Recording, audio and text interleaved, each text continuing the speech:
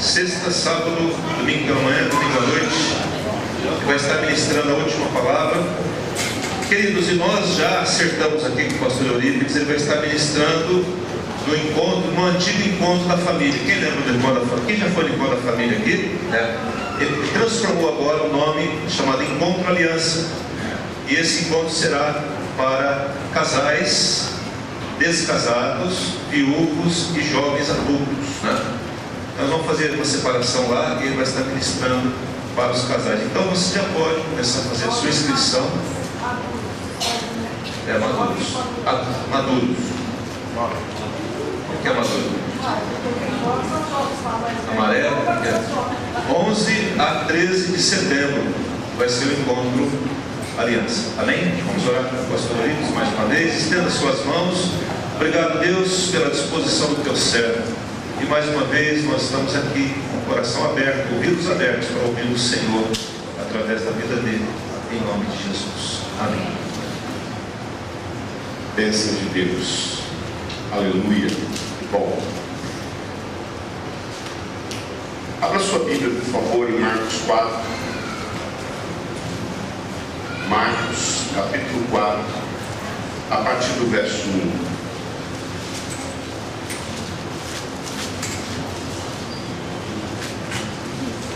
Marcos, capítulo 4, a partir do verso 1.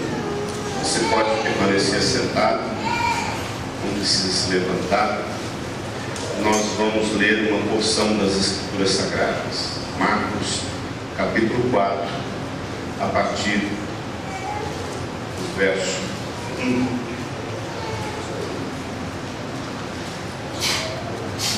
Assim diz o texto sagrado. Novamente Jesus começou a ensinar à beira-mar. Reuniu-se ao seu redor uma multidão tão grande que ele teve que entrar no barco e assentar-se nele. O barco estava no mar, enquanto todo o povo ficava à beira da praia. Imagina que cena mais linda. Cena de pintura de quadro mesmo, assim, todo mundo na beira da praia, Jesus em cima do barco, e ele pregando ali, toda aquela multidão escutando Jesus naquela ministração, aquela mensagem.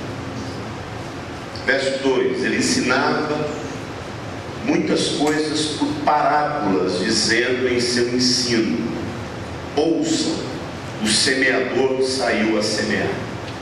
Para quem não sabe o que é uma parábola, a parábola tem um princípio de contar uma história, já o nome já fala, parábola. Vem da expressão que nós temos parabólica. O que é uma parabólica? Ela capta um sinal, transmite uma imagem. A parábola, ela capta uma história e transmite um princípio. É uma história que você precisa refletir e pensar. Do contrário que se pensa, Jesus, ele não tinha um sermão muito fácil de entender. Eu já vi algumas pessoas dizer que Jesus era extremamente prático. Sinceramente, quem fala que aquele que comer da minha carne viverá, eu não acho isso prático, não. Alguém que diz que eu sou a porta, aquele que entra, eu sou a videira, eu sou o fruto, e assim tantas outras coisas. O reino de Deus é como uma semente, O reino de Deus é como um semeador que saiu a semear. Sinceramente, essas expressões que Jesus usa não são expressões muito fáceis de entender. Então, Jesus, ele não era muito prático no sentido do ensino dele. Você tinha que ouvir o ensino de Jesus, porque a palavra diz que ele pregava por meio de parábolas, e você tinha que refletir naquilo que ele falava. Demandava reflexão. Sinceramente, quando eu falo que nós somos uma igreja que a gente viciou em ter comportamentos infantis, é justamente isso. Você não fala com uma criança em parábolas. Você não é subjetivo com uma criança. Uma parábola, ela tem uma proposta subjetiva. Isso é objetivo. Você chega para a criança e fala assim: filho, você vai escovar os dentes. Por quê, papai? Porque tem um bichinho vai comer seu dentinho. O máximo que a gente explica é assim. Você fala assim: não, filho, é o seguinte, tem uma bactéria chamada cárie, tem um verme, sei lá o que for, que corrói o seu dente, vai formar uma placa bacteriana no seu dente. Essa placa, é assim que você fala com criança? Não, você é subjetivo. Você é objetivo, você não é subjetivo. Jesus não era objetivo, Jesus era subjetivo. As pessoas chegam para mim e falam assim: é difícil demais entender o que você está falando. Às vezes você fala uma coisa assim meio filosófica. Amado, que a gente precisa refletir. Eu acho que a igreja perdeu o perfil filosófico. A gente, como igreja, precisa refletir mais, repensar mais a respeito de princípios e valores. Mas era assim que Jesus ensinava. Jesus tinha uma proposta de ensino por meio de parábolas. Verso 3: ouçam, o semeador saiu a semear. Verso 4: quando lançava a semente, parte dela caiu à beira do caminho. Diga comigo: à beira do caminho. E as aves vieram e a comeram. Parte dela caiu em terreno pedregoso. Diga: terreno pedregoso. Onde não havia muita terra, e logo brotou, porque a terra não era profunda. Mas o sol saiu e as plantas se secaram e queimaram, porque não tinha raiz. Outra parte caiu em espinhos, espinhos, que cresceram, sufocaram as plantas de forma que ela não deu fruto. Outra ainda caiu em boa terra, germinou, cresceu, deu boa colheita, 30, 60 e até 100 por. Vamos orar. Senhor, nós cremos na eficácia da Tua Palavra, cremos que a Tua Palavra é viva, cremos que ela é eficaz, cremos que ela é poderosa, não apenas uma palavra de consolo, não apenas uma palavra de motivação, mas é uma palavra que revela o segredo eterno do Seu coração para as nossas vidas. A Tua Palavra produz o que está no Teu coração, ela traduz o que está no Teu coração. Essa palavra, ela foi encarnada e vivida em Cristo Jesus, e nós queremos, Senhor, que essa palavra também seja encarnada na nossa vida.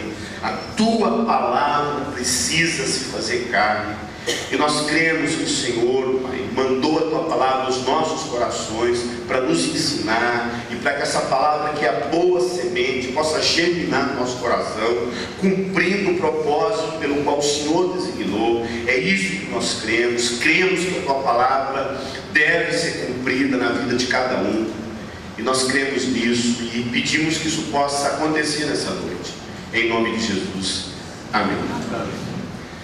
Amados, como os irmãos têm ouvido aqui, eu faço parte de uma base missionária, e nós temos aí o privilégio de poder trabalhar com muitas pessoas. Eu já presenciei pessoas com a vida completamente destruída, gente arrebentada, eu já vi gente chegar envergonhada, eu já vi mulher abandonar a família e ficar sumida da família durante 15 anos, e não aguentar a culpa, ir para a nossa base, e ali Deus começa um processo de muita cura na vida dessa pessoa, e ela retomar de novo a família e recomeçar tudo de novo. Eu já vi pessoas naquela base, que são muitas histórias, já vi pessoas que foram abusadas por seus pais, e depois ela ser profundamente curada e restaurada. Já vi pessoas tiveram uma vida destruída pela homossexualidade, pela uma vida de muita imoralidade, mas ela recomeçou tudo de novo e Deus produziu um milagre na vida dela. Já vi homens assim que, sinceramente, recentemente eu vi um cidadão lá que pensa num cara feio, meu Deus do céu, ele passou umas 10 vezes na fila dos feios que existia lá, não sei, antes de tudo. Não sei como é que seria isso, mas eu sei que ele é muito feio. Mas depois da minha esposa, sinceramente, é uma das meninas mais lindas que já passou pela base, entendeu? Ele conseguiu casar com a menina mais bonita da base. Você vê o nível de milagre que Deus produziu. Mas esse homem submeteu a todo quanto é tipo de processo. Esse homem viveu coisas tremendas na vida dele. Eu vi Deus produzir algo na vida dele. Conheço pessoas que foram assassinos quando não eram convertidos. Mulheres guerrilheiras, mulher guerrilheira, E ela viveu processos assim terríveis. Quando ela chegou na base, não poderia nem tocar na vida dela, na pele dela, que ela sentia dor, de tanta dor que ela sentia. Já vi pessoas viver processos de restauração. Eu sou uma pessoa dessa. Eu tinha muito ódio da vida, muito ódio do meu pai, muito ódio da minha mãe, muita raiva de mim mesmo, muita culpa. E durante um processo muito difícil na minha vida, eu me submeti a todos os processos que Deus queria tratar no meu coração. Agora, por que acontece? O que acontece com essas pessoas que eu mencionei aqui, de algumas pessoas, e elas são profundamente transformadas? Da mesma forma que eu já vi gente sair pior do que entrou. Eu já vi gente dentro da nossa base missionária rebelar com tudo e com todos. Eu já vi gente até se matar. Sair da base, depois eu ficar sabendo que a pessoa se suicidou. Eu já vi gente que já fez tudo errado e depois saiu da base, dentro da base, fez coisa mais errada. O que acontece? Essa parábola, ela explica muito bem para a nossa vida, ela ilustra de forma assim, se você meditar nessa parábola e você entender o que Jesus está falando, você percebe o que acontece com as pessoas e por que aquilo que Deus gerou no coração dela, elas não foram transformadas. Essa parábola, ela mostra 4 tipos de coração. Que a palavra, quando você continua lendo a parábola, você vai perceber que Jesus já explica a parábola. Jesus já nos dá assim, a facilidade de não precisar interpretar a parábola, porque essa parábola, e tem mais outras, se não me engano, mais uma parábola que Jesus já explica. Se eu não me engano, a parábola do joio, que Jesus explica. A parábola do semeador, Jesus também explica. E é interessante que Jesus já diz que cada elemento desse, a semente à beira do caminho, o terreno pedregoso, a semente entre espinhos e o bom coração, Jesus já mostra e já explica para mim e para você o que significa cada coração. Então é o coração. E ele diz: cada solo é o coração do ser humano. E a semente? O que ele fala que a semente é? A palavra de Deus. Amado, você durante todos esses, de sexta até hoje, de manhã, você recebeu a mesma porção que o irmão que veio, que está do seu lado. Ninguém aqui ouviu algo diferente. Todos ouviram. Não houve aqui alguém que foi numa sala em particular comigo e foi ministrado de uma forma diferente. Houve um nível de palavra diferente. Não. Sinceramente, a maioria de vocês tem ouvido muitas palavras e todos têm ouvido palavras de Deus. Tantos aqui recebem palavra de Deus, mas o que acontece? Que essa palavra muitas vezes funciona no coração de uma pessoa e no outro coração não funciona. Jesus, ele já deixou essa palavra para nos explicar o que acontece com o nosso coração e por que a gente não consegue assimilar a semente que é semeada no nosso coração. Quanto tipo de coração? Quanto tipo de semente? Uma. A semente é diferente? A mesma semente. O solo é o coração e a semente a palavra de Deus. Todos receberam da mesma semente. Eu gostaria que você marcasse, que é uma mensagem que ela desenvolve em cima de apenas um texto, né? Eu não quero fugir para ir para muitos textos, eu quero só mencionar, mas eu queria que você fosse para outro texto, mas marcando. Pega aquele marcador, aquela sua caneta, o seu marcador, deixa esse texto de Marcos 4 e abre a sua Bíblia.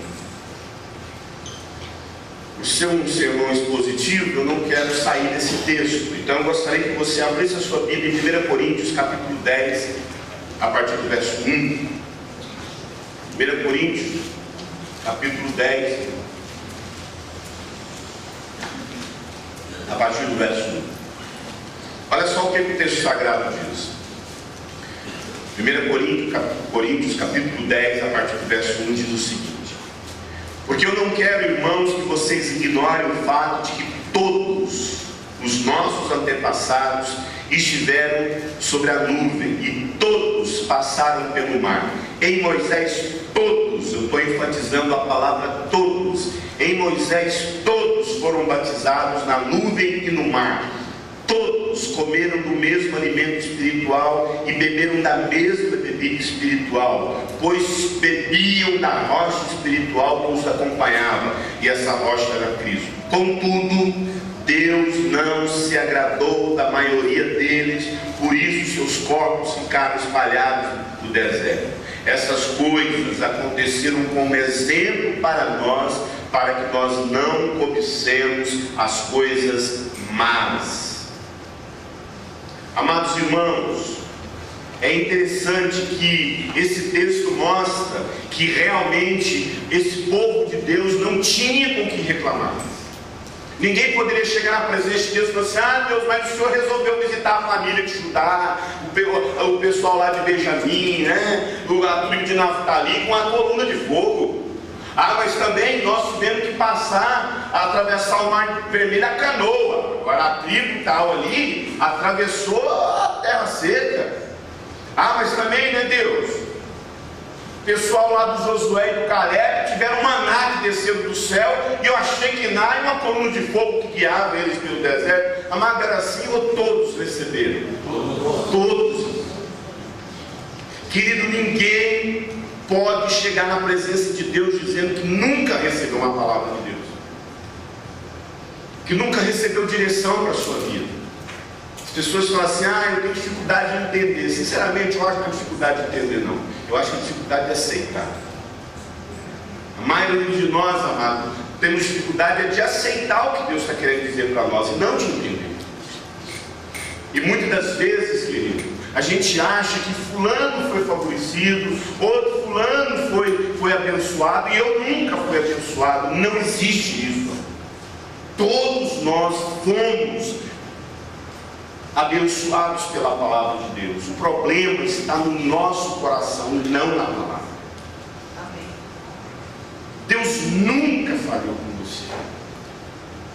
Deus nunca te enganou no sentido de não ter orientado a sua vida com respeito àquilo que Ele quer de você. Até porque, amado, você tem algo na sua mão, que são as Escrituras. Você tem um Espírito Santo morando dentro de você, penso eu, e o sangue de Jesus que te purificou de todos os seus pecados. E não só a palavra de Deus que você pode ler, meditar e aplicar na sua vida, não só o Espírito Santo que habita e que nos ensinaria todas as coisas, a palavra de Deus diz, e não só o sangue de Jesus que purifica a nossa mente das obras más e dos pecados do qual a gente era escravo, mas nós temos também um lugar para frequentar e ouvir uma palavra. Você não tem o costume, que infelizmente a maioria de nós não temos, de meditar na palavra, você tem pelo menos um culto para ouvir alguém que ouviu, alguém que lê. Você tem amigos, você tem irmãos. Quantas vezes você foi orientado por alguém? Quantas vezes pessoas chegaram para você: não pegue esse caminho, não faça isso. De modo que ninguém, amado, tem desculpa diante de Deus para dizer que não havia. E a palavra de Deus diz aí, nesse texto de 1 Coríntios, que isso aconteceu com o povo de Israel como exemplo para mostrar para as nossas vidas que nós temos que atentar. Será que nós não temos palavra de Deus na nossa vida? Muitas pessoas falam: ah, a palavra de Deus não se cumpre. Será, meu? Será que é a palavra? Será que o problema está realmente na palavra de Deus? Não está. Nunca é o problema de Deus. O problema está onde, sabe? Onde está o problema? No nosso coração. O problema sempre é o nosso coração. Deus plantou uma palavra no nosso coração. Deus planta palavras no nosso coração. Deus planta promessas na sua vida. Quantos aqui já receberam promessas na vida e desanimaram? Por que nunca cumpriram? Quantos aqui receberam palavras de revelação da parte de um homem de Deus, uma mulher de Deus, Quantos aqui no momento de meditação Deus falou profundamente, você ouviu praticamente assim as letras saltando em você e você falando, Deus fala comigo através da sua palavra. Mas presta atenção, a palavra de Deus é como uma semente. Muitas das vezes, a maioria de nós não estamos vendo a palavra de Deus se cumprir na nossa vida, porque a gente não entende que uma semente precisa obedecer o processo de germinação. A palavra que Deus semeou no seu coração, ela precisa passar por processos. Nenhuma palavra de Deus é instantânea. Nenhuma promessa de Deus é de um dia para o outro. Nenhuma palavra que Deus traz para a sua casa, para a sua vida, vai simplesmente acontecer no estalar de dedos. Isso demanda tempo, isso demanda dedicação, isso demanda compromisso. E para que uma semente nasça, querido, eu moro lá em Curitiba, e a gente é cercado por aquelas araucárias lindas, né? E eu achava que eu tinha visto árvore linda até o dia que eu estou, semana que vem eu vou estar vendo de novo essas árvores. Final de semana que vem eu estou no interior, lá bem no meiozão, lá do Pará. E lá tem como é que chama? Tem aquelas castanheiras, né? Eu fiquei impressionado com o tamanho daquelas árvores. Nos Estados Unidos existem as sequoias, né? São árvores milenares, árvores da largura dessa igreja aqui. Juntam 30 homens para abraçar, e tem umas que quando elas morrem, eles fazem um túnel dentro dela para passar carro no caminhão. Agora essa árvore, ela nasceu aonde? Ela nasceu a partir de quê? De uma semente. De uma semente. E a gente consegue contar uma semente, mas só Deus é capaz de saber quantas árvores existem dentro daquela semente. E uma semente, amada, ela tem que obedecer processos. E uma semente, dentro da semente, contém tudo o que precisa para aquilo vir uma árvore. Você não precisa pegar a semente e ficar afirmando a semente. Olha, a semente é uma semente, gente. Você tem que entender que isso é uma semente. Você pega a semente, coloca lá assim um vidro, uma cúpula, e você fica ali naquele domo. Olha, você é uma semente, e eu queria dizer que você nasceu para ser uma grande árvore, e eu determino e profetizo na sua vida. É assim que funciona, irmão. Como é que você faz? Só planta. E deixa aquilo obedecer os processos. Procura um lugar propício. Vai lá e acha um lugar, coloca aquela semente, agua aquilo lá, joga água e aquilo cresce. E a semente em si já tem tudo dentro dela para que ela venha eclodir e germinar e crescer e virar uma árvore e produzir frutos. E obedecer os processos naturais até chegar à conclusão que é o fruto, que é frutificar. Minha pergunta, a primeira pergunta que eu tenho que fazer para você nessa noite: desde quando você recebeu uma promessa de Deus na sua vida? As palavras que semanalmente você tem ouvido de Deus nesse culto, as palavras que você tem ouvido diante de Deus na sua meditação, será que você tem permitido essa palavra encontrar um coração correto? Os processos que ela precisa passar para que ela venha germinar? Ou você é sempre peru de Natal? Peru de Natal é assim, meu irmão. Está todo mundo festejando, mas ele está morto. Morre na véspera. Tem crente, meu irmão, que não vai até o fim, não persevera. Amado, quanto nós temos sofrido por problema de perseverança. Eu falo, recentemente eu passei por isso, e é algo que eu falo para mim, eu vivi muito forte isso na minha vida, que é a perseverança. Recentemente Deus teve que ministrar algo no meu coração, porque eu pus na minha cabeça que eu estava errando por não ter perseverado numa situação. Deus teve que falar comigo. Fui eu que fiz isso. Mas eu ficava dizendo, eu deveria ter perseverado. Mas Deus falou, não, era isso mesmo que deveria ter acontecido. Mas parece que a gente nem se preocupa. Nem se preocupa. A gente desiste fácil mais. Deus fala uma palavra com a gente se torna totalmente indiferente a essa palavra. Tiago 1,4 diz o seguinte: a perseverança deve ter ação completa, a fim de que vocês sejam maduros e íntegros, sem lhe faltar coisa alguma. Queridos, se tem algo que a perseverança faz na nossa vida, é nos tornar maduros para a gente aprender a esperar a promessa de Deus se cumprir na nossa vida. Mas eu queria ajudar você, amém? Eu queria ajudar você a olhar no seu coração, para você perceber que o problema não foi aquilo que Deus te prometeu. Para você poder olhar para dentro do seu coração e falar: Deus, realmente eu achava que o Senhor havia me esquecido de mim.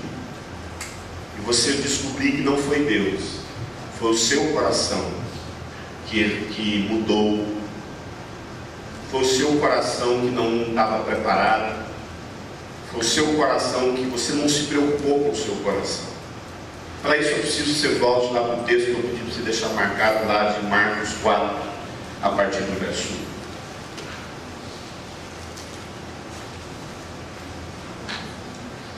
Qual o primeiro coração que nós encontramos aí no verso 4? Enquanto lançava a semente caiu à beira do caminho. Uma semente caiu à beira do caminho.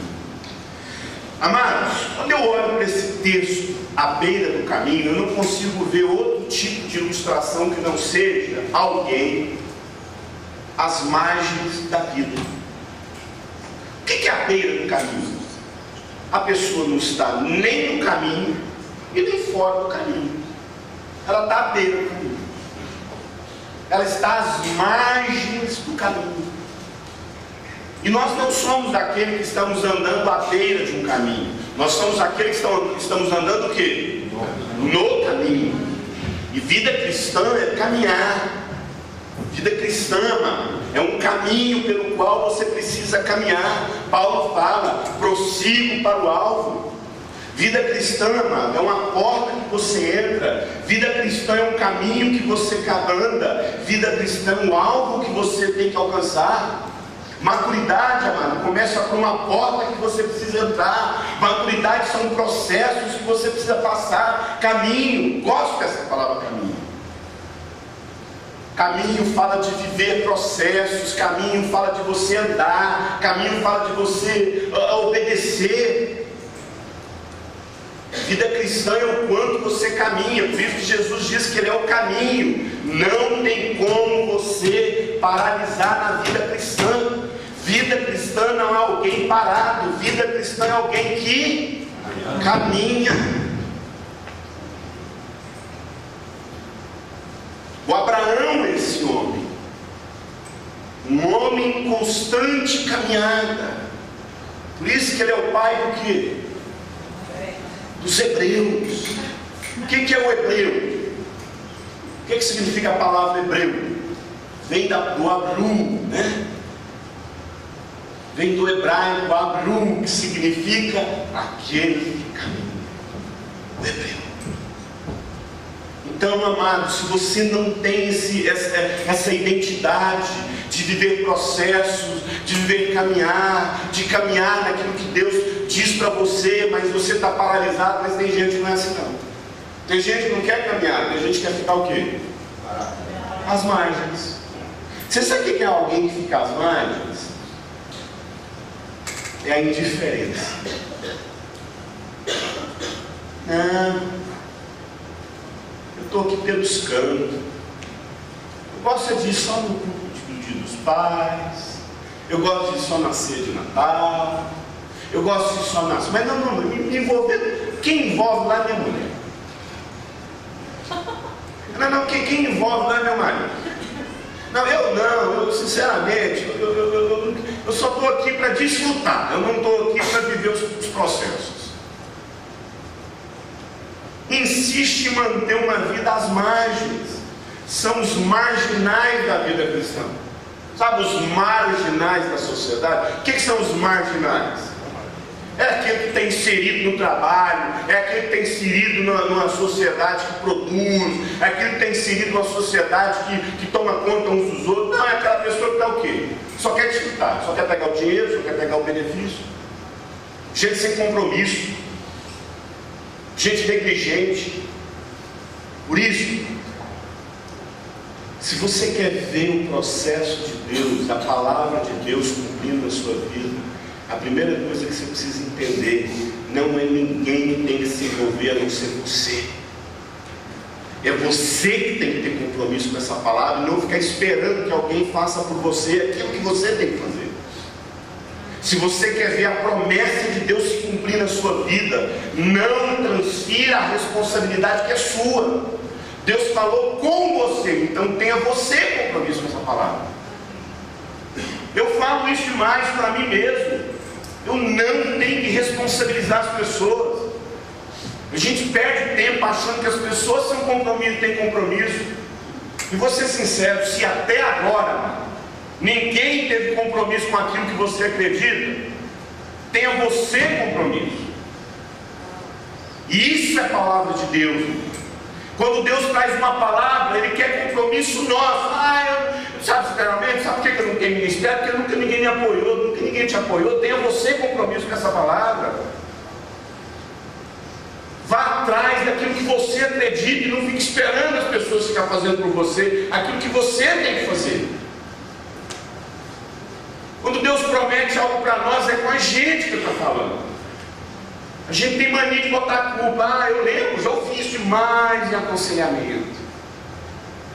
Eu não consigo servir a Deus por causa da minha mulher. Eu já vi gente falar assim, o dia que minha mulher morreu, eu consigo servir a Deus. Pastor, não dá, eu não consigo, porque marido meu, vocês têm uma mulher que falou assim, eu vou falar para ele, senhor, meu marido me ajuda em nada. Eu não consigo servir a Deus por culpa do meu marido. Eu vou falar para você, se o meu marido fosse o Adão do Éden, a humanidade não tinha caído. Porque nada que eu peço para ele, ele faz.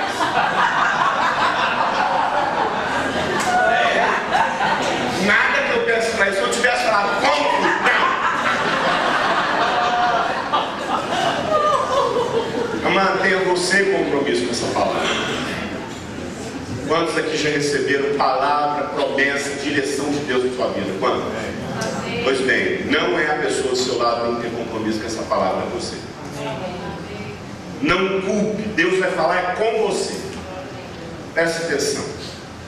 Tudo que Deus nos dá, Deus quer que a gente administre. Todo talento que Deus nos dá, é nós que temos que ter compromisso.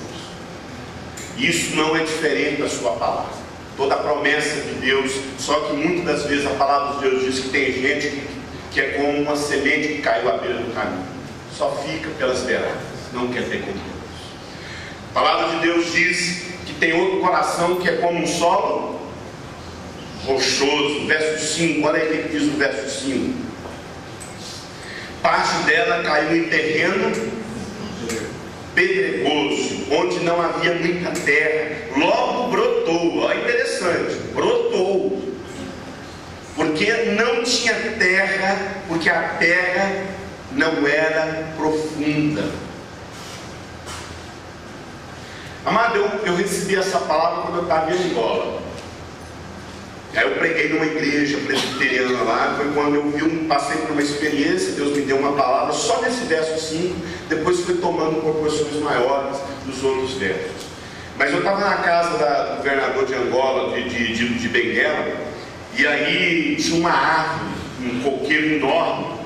E aí um buraco enorme. Eu falei, engraçado, para que esse buraco desse tamanho? Ele falou assim, porque aqui é o seguinte: você vai perceber que é muito deserto, de repente um oásis. Deserto, muito oásis, muitas plantas. Por quê? Porque você vê uma camada de terra da altura desse culto aqui, desse palco aqui.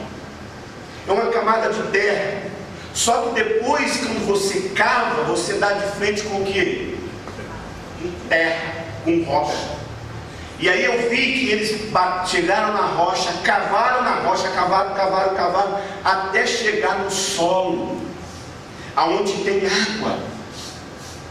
A palavra de Deus diz, amado, a palavra de Deus diz, quando você vai no verso 16, dá uma olhada no verso 16, o seguinte, Jesus explicando: a semente lançada em terreno pedregoso, ouvem a palavra e logo recebe gente empolgada. Ó, meu irmão, como eu conheço gente empolgada.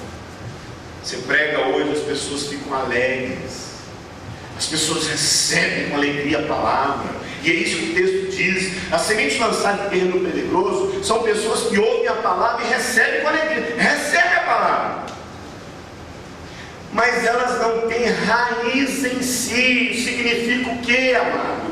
Que a palavra que Deus colocou no seu coração, querido, ela precisa achar solo fértil, ela precisa de tempo. E é interessante que fala que essa planta, essa semente, ela cai na terra, e ela vai tentando achar a terra profunda, achar a terra, as raízes vão tentando achar, mas as raízes batem de frente com o quê? A dureza. Oh, pastor, estou muito feliz com aquela palavra que eu recebi, eu quero agora estar junto aqui com vocês. Aí, no primeiro dia, no segundo dia, quando alguém chega para ela e fala assim: fiquei sabendo, quero te acompanhar, a palavra de Deus começa a mostrar para a pessoa que ela tem agora que ter mais compromisso na vida. Aqui não, na minha vida ninguém manda. Gente rasa. A palavra de Deus diz que porque não tem terra, porque a terra é rasa. Gente, o quanto tem gente rasa, gente que fica empolgada, mas na hora que a palavra de Deus vai tentar achar profundidade no coração dela, elas não querem. Se a palavra de Deus não entrar nas regiões mais escondidas do seu coração, amado, isso morre, isso seca. Olha só o que o texto diz: quando surge alguma tribulação ou perseguição por conta da palavra, abandonam. Primeiro probleminha, 1, 2, 3, não brinco mais. Não quer. Amado, a palavra de Deus tem que achar em profundidade no nosso coração. A palavra de Deus precisa achar profundidade. Nós temos que parar de ser superficiais com aquilo que Deus falou com a gente. Nós temos que entender, amado, que aquilo que Deus quer falar com a gente precisa achar um coração quebrantado. Chega de resistência. Gente que resiste. Você vai falar com uma pessoa, ela dura com você. Gente que tiveram sonho, gente empolgada, gente que recebeu o chamado de Deus. Quantos aqui já receberam o chamado de Deus? Quantos aqui ficaram empolgados por uma promessa que Deus falou para você que ia te usar? Quantos aqui já receberam o ministério, mas por conta de um coração duro, essa palavra de Deus, essa palavra não achou profundidade na sua vida para buscar raízes profundas? Foram sufocados. Ele fala pelos cuidados da vida. Amados, isso é muito sério. Foram sufocados não, né? O texto diz que foram logo, quando surge a tribulação ou a perseguição por causa da palavra, elas abandonam, se escandalizam. Queridos, isso é muito sério. Quantos de nós, Deus não acha esse coração? Quantos de nós, Deus não acha o coração pronto para a gente poder receber aquilo que Deus falou com a gente? Eu queria que você repensasse na sua vida, como realmente anda o seu coração. Como anda a sua vida? Como é que anda seu coração? Como é que você tem recebido a palavra de Deus? Agora olha só o que diz o verso 7. outra parte caiu em... Oi? Outra parte caiu em espinhos. Amado, eu vou ser sincero com você. Se nós temos um coração indiferente, que é a beira do caminho, se nós temos um coração duro, que é solo rochoso, agora nós temos um coração dissimulado. Esse é o pior coração, porque essa semente caiu em lugar onde tem outras sementes. É aquele coração contaminado de erva daninha. É aquela pessoa que tem a palavra de Deus no coração, mas tem um monte de outras palavras no coração. É aquela pessoa que recebe o chamado de Deus, mas ainda ama o mundo. Eu encontro todo dia gente que recebeu a palavra de Deus, mas não abre mão do prazer que ele gosta de ter, das festas, do barco salva-vida. Qualquer hora está vazando, qualquer hora tem um plano B, qualquer hora está pensando em ter o seu caixa, qualquer hora vaza porque tem um caixa 2 na vida. Esse é o coração contaminado. Esse é o coração dissimulado. Porque o coração que é à beira do caminho, o coração que é contaminado por ervas, o texto sagrado diz aí no verso 19. Olha aí no verso 19. O que diz aí no verso 19? Como é que é? A semente lançada entre espinho, ouve a palavra de Deus. Ouve a palavra de Deus, verso 19. Mas quando chegam o quê? As preocupações com a vida e o engano das riquezas e os anseios por outras coisas, o que essas coisas fazem com a palavra? Sufocam. Amado, é muito sério e torna o quê? Infrutífera. É interessante que essa palavra ela vai mais longe. A semente que cai entre os espinhos vai mais longe. Ela nasce, ela cresce, mas não dá. Tem gente, amado, que ouviu a palavra, que desenvolveu na fé, que cresceu, mas não frutifica, não dá fruto. Você sabe por que não dá fruto? Porque o coração dela está contaminado por outras palavras ainda, por outras sementes. Esse é o coração dissimulado. Pessoas que se vendem, pessoas que mantêm o coração contaminado ainda por pecados e práticas da sua vida que já deveriam ser abandonadas há muito tempo. Amado, quando Deus começou a fazer um processo na minha vida, a primeira coisa que eu fiz foi um limpa no meu Messenger. Foi um limpa. Porque para aquilo que Deus queria fazer, amado, não dá.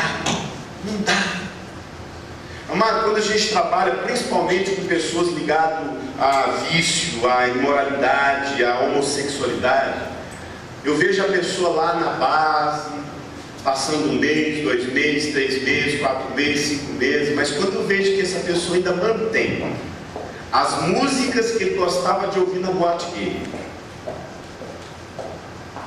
ela gostava de ouvir essas músicas, os amigos ainda que ele vivia no mundo ainda, mas quando eu falo, não, o coração ainda está contaminado, vai sufocar tudo ainda, não vai dar fruto. Amado, quando a gente ouve uma palavra de Deus, a gente tem que ser radical. Deus, o Senhor prometeu isso para mim, agora eu vou arrancar do meu coração qualquer coisa que vai contaminar isso. Amado, esse coração que cai à beira, o coração que é a semente entre espinhos, esse coração que infelizmente não abre mão dos caprichos, dos prazeres, e é isso que sufoca a palavra de Deus. Quando você olha ali para o coração que é à beira, o coração que é no terreno pedregoso, quando quando você olha para aquele coração que é o terreno pedregoso, quando você vê esse coração, são pessoas que ninguém acessa a intimidade delas. Ninguém vai lá no coração da pessoa para conhecer a intimidade da pessoa. A pessoa não aceita. E é por isso que ela não vê as promessas de Deus se cumprindo, porque é resistente. O coração que é lançado a semente à beira do caminho é aquela pessoa, como eu disse, que fica só num cantinho dela e não quer se envolver. O outro ninguém aceita a intimidade, é duro, resistente. Agora esse não, esse é falso. Está bem com todo mundo, ama o pastor, ama a missão, ama Jocum, ama o pregador, ama os irmãos da igreja, mas ama a prostituição, ama a imoralidade, ama o pecado, ama tudo. Está tudo contaminado. A Bíblia fala que isso sufoca. A Bíblia fala que essas pessoas no final elas não dão fruto na sua vida e morrem. Queridos, você quer ver a palavra de Deus se cumprir na sua vida? Então tenha compromisso. Você quer ver a palavra de Deus se cumprir na sua vida? Deixa de ser superficial. Você quer ver a palavra de Deus se cumprir na sua vida? Seja radical com aquilo que precisa ser cortado na sua vida. Para de ter duas palavras. Para de ouvir de manhã um cara e ouvir outro que não tem nada a ver com a sua vida. Livres. Qual é a boa terra? Para mim, a boa terra é aquele coração disposto a viver tudo que Deus está exigindo. Disposição de coração. Coração disposto é aquele coração que, mesmo que a vida fale, olha, tudo que eu queria era isso, mas eu tenho compromisso com a palavra. Eu acho que eu falei para vocês aqui de José e Maria, não falei? José e Maria é um casal, amado, que a vida deles mostrava que jamais a promessa de Deus poderia nascer num coração, numa vida onde eles não tinham nada. Eles eram pobres, eles eram condições financeiras difíceis, eles foram fugir para o Egito, o mundo atrás dele para matar, e eles correndo para ver se conseguiam, por direção de Deus. Nasceu numa manjedoura, para não falar com um chiqueiro, para não falar com um coxo. A gente gosta desse manjedoura, é tão bonitinho, né? Mas é um coxo, o bicho. Agora, por que essa palavra se cumpriu na vida desse casal? Porque eles não responsabilizavam ninguém por aquilo que Deus falou com eles. Os dois tinham um compromisso com essa palavra. Amado, quando Deus encontra um coração que tem compromisso com aquilo que Ele disse, independentemente de circunstância, Ele achou o bom solo. Como é que é seu coração? Como é que anda seu coração?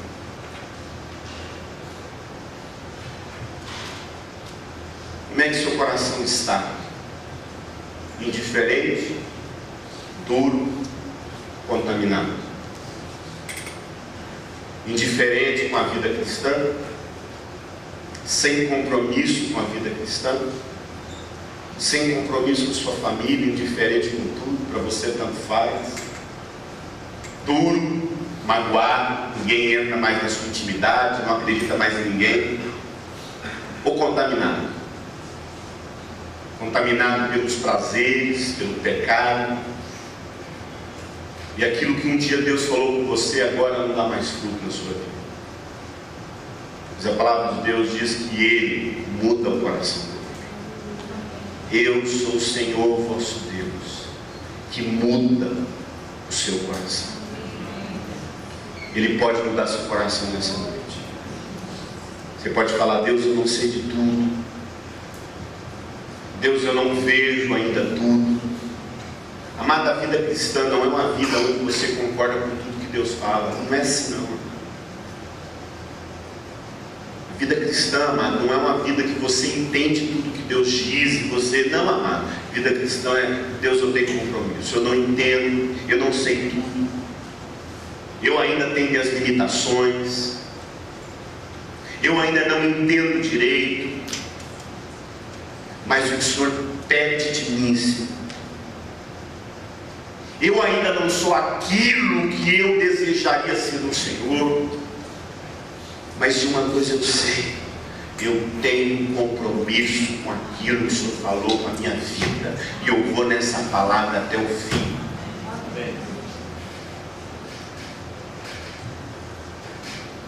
Você quer ter compromisso com a palavra que Deus falou contigo? Então deixe Deus tocar no seu coração nessa noite, em nome de Jesus. Deixe Deus mudar a sua vida. Deixe Deus mudar o seu coração. Tá bom? Deixe Deus mudar a sua vida. Deixe Deus mudar o seu coração. Se o seu coração está indiferente, se o seu coração está puro, e se o seu coração está contaminado, eu queria orar com você e por você. Eu queria chamar o pessoal do louvor. Tem uma música antiga, renova-me, Senhor. Eu queria, e é possível a gente cantar essa música. Eu queria que você cantasse essa música nessa noite.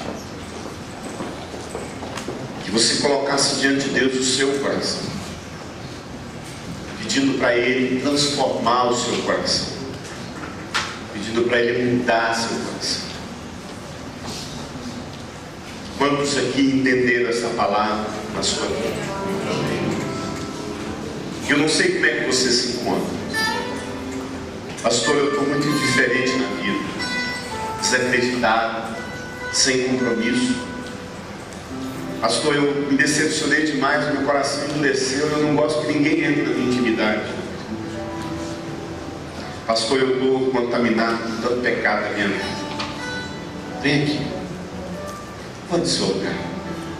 Deixa eu orar para a sua vida. Eu sei muito bem tudo esses corações, já tive esses corações todos. Eu já tive todos esses corações. E às vezes a gente tem que sondar o nosso coração para ver se também não está ficando. Por isso eu quero orar com você e com você. Vem aqui à frente em nome de Jesus. Nós vamos cantar essa música. Nós vamos orar. Eu gostaria que você colocasse a mão no seu coração.